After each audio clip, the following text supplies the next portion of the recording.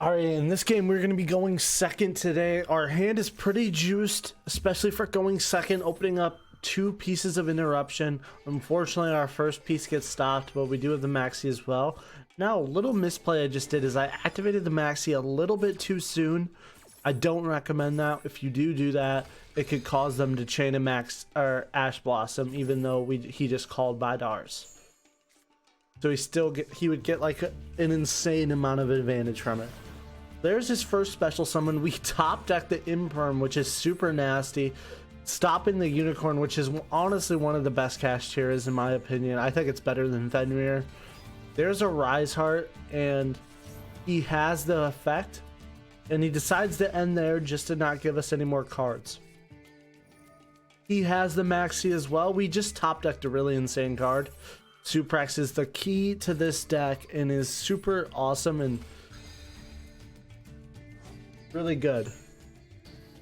So he stops a Maxi. We have 3 cards to our name. We're going to special summon the Junk forward. And then we're also going to bring out Ocotstretch with Suprex. Now this is where we're going to go into the Gouki part of the combo. There's multiple options you'll see through this video. But we're going to go into Gouki Heel Orge. Get 2 searches off this effect. One is always going to be Headbatt, and then the other is going to be a material for your Gouki Rematch later. So you're going to discard that for Headbatt, and you're going to bring out Thunder Ogre here. Now, with certain times, this card gets insane amount of advantage if you can recycle a Suprex to your hand as well. But honestly, we're going for the bare bones amount of combo right here. Going into our ace monster, Gouki the Power Load Ogre, as well as using that to refuel our Rematch. And Rematch is going to activate 2 of our monsters. One of these we haven't activated an effect for, so we're still going to get 1 more search off this, giving you options to either continue combo, or if you really want to, you can save for your next turn. I mix between them. They're both really good plays. For example, I'm saving for the next turn. But honestly, with the board setup I have and the amount of interruptions my opponent has, this is guaranteed over. Codebreaker Virus Berserker is going to bring out Swordsman plus 0 day, destroy a spell, and then we're going to go into Access Code. Yep, there's Access Code with 5,300 attack points. That's lethal on board. We're going to clear out the board before we do anything though, just in case. Guarantee our lethal. And we're going to go to battle with all 4 of our monsters. We didn't even need to use that junk forward. And that is game, ladies and gentlemen.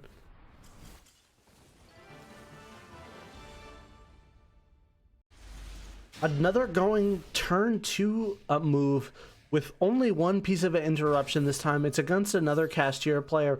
Luckily for us, we're going to stop that Fenrir, because to my knowledge, this guy is on full Kashtira at this point. But you will see sooner or later, I am wrong. Now I'm playing through 3 face down cards, and I have these cards to back me up. This isn't a bad hand at all. We're going to go Suprex into Twistcobra.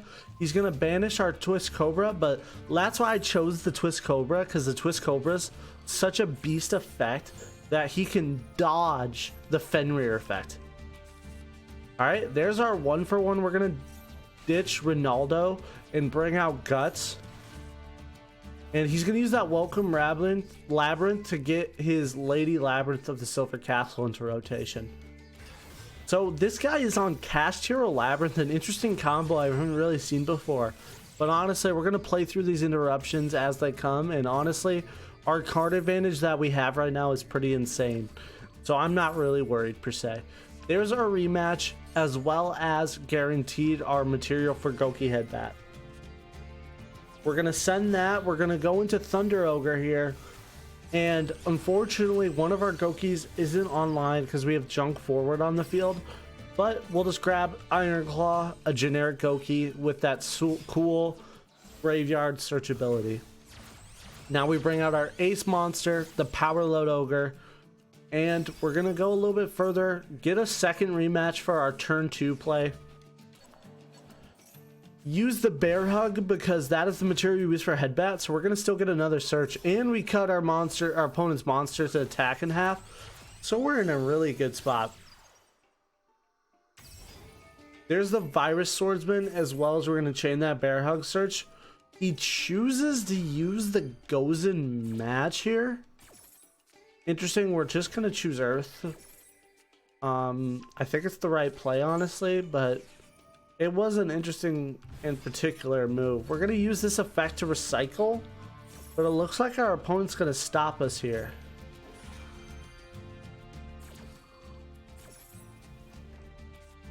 He has a second trap, so I noticed that he's pretty much putting all of his eggs in one basket. So I'm just going to use Gouki's super powerful ability and wipe as many as I can. I also noticed here that I can't fully wipe the board like I would want to, but I can bring out Isolde here and use Isolde effect to get a card in hand, as well as get a Link 3 on the board. And the Link 3 I'm going to choose is Unicorn, to wipe that Silver Castle, to leave him no cards to really play with. Getting rid of that Silver Castle, we're going to hit him for 2200, and we're going to go into our next turn. Honestly, if he has the God tier Kashtira plays, he would still win this, but it looks like he only has an Ash Blossom and or Labyrinth Recycler. Our turn, we draw the Transmodify, which is decent. Not really what we want here, but it looks like he's going to recycle a lot of his cards right now. And he's also going to get out his Silver Castle again.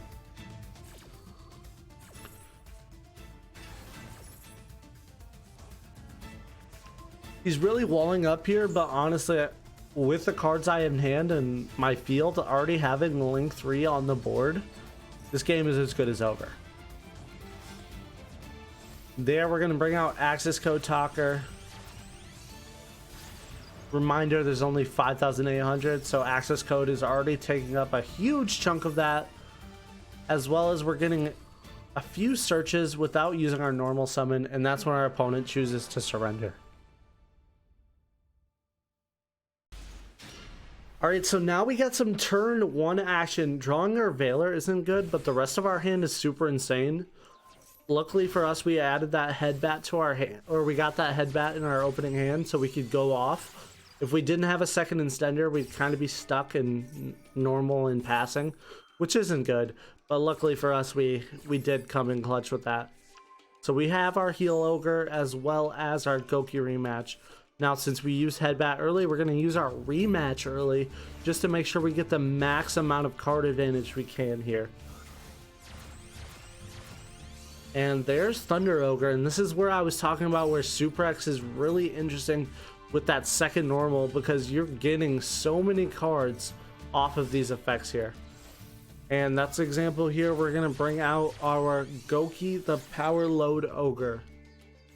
Next up, we're going to use Bearhug, get Moonsault into hand, as well as getting our Codebreaker, the Virus Swordsman, in rotation. He's going to bring out 0 Day, and we're also going to get a search off of Suprex, and that's where we're going to get our second Gouki Rematch.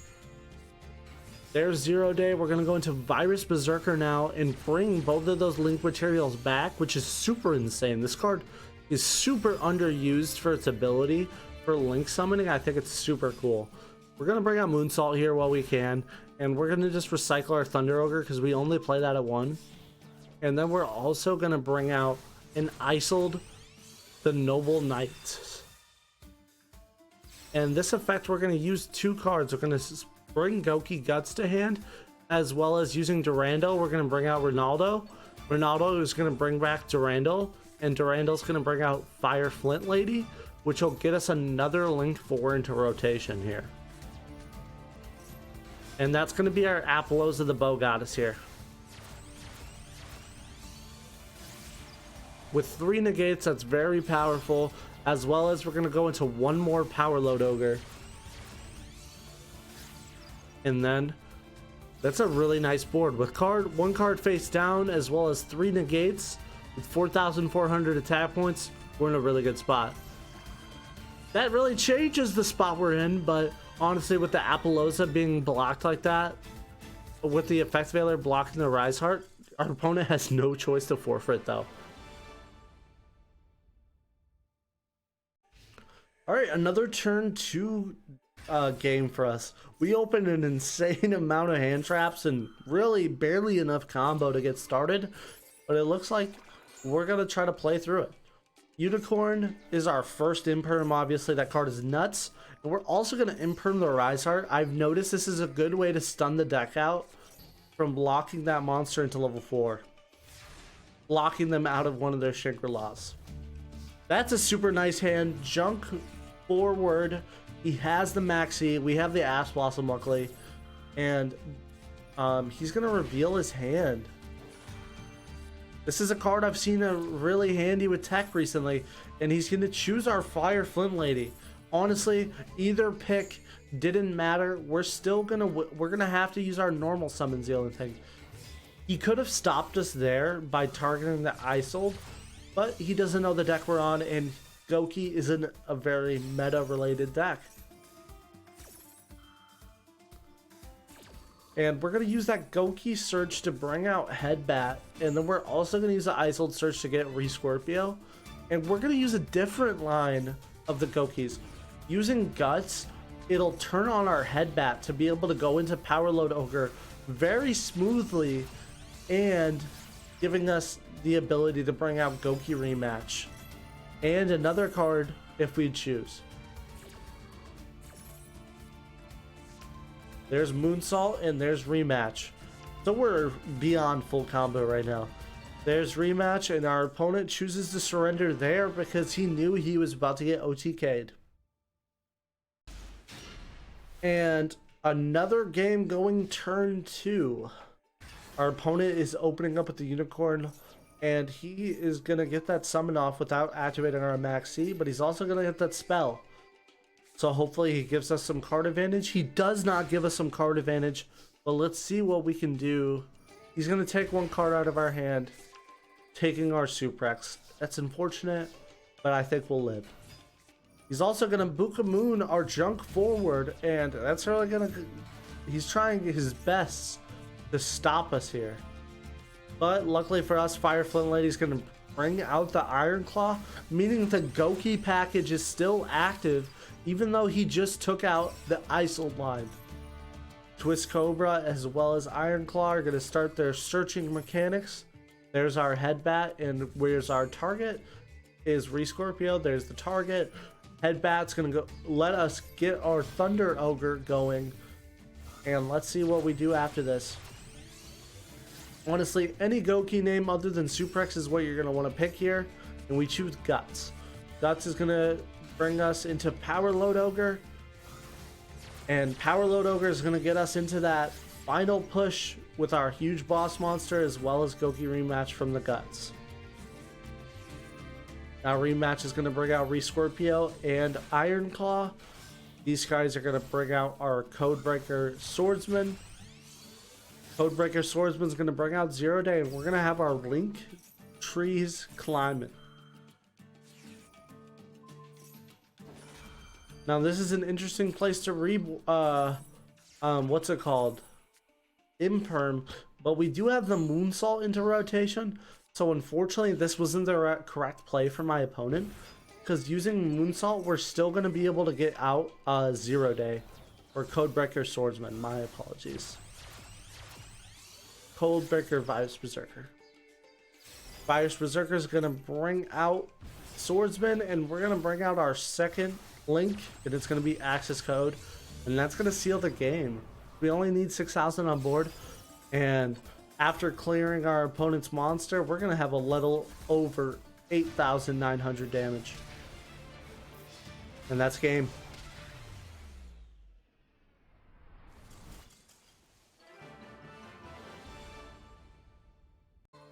Alright, so this is the deck I was using in today's video, card by card, and a little of my thoughts and reactions of the deck.